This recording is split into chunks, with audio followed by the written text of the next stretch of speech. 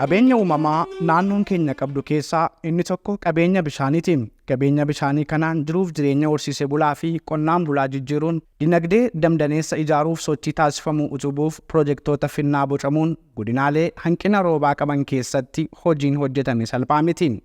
Hanqina bishaanii naannoo horsiisee bulaa fi gammoojjiitti mudachaa ture furuuf hojiin hojjetame pirojektoonni finnaa tajaajila kennuu eegalaniiru. Kanaanis hawaasni horsiisa beelladaa qofaan jiraachaa turan filannoo dabalataa argatanii jallisiitti gargaaramuun gara oomisha qonnaatti ce'aa jiru.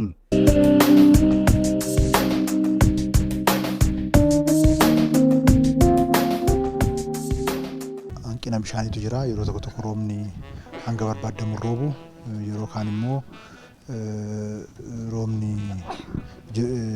gahaan dhibuu qofa osoo hin taane uummanni hongeedhaaf akkaataa itti saaxilamu jira. Isa kanaaf mootummaan hidhoota adda addaa hojjechuu irratti argama.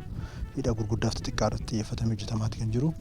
Pirojektii finnaa jennee kan amma bocne iddoo adda addaatti hojii bishaan hidhaawwan xixiqqaaf giddugaleessa goonee bishaan akkaataa itti tursinu uumuudha.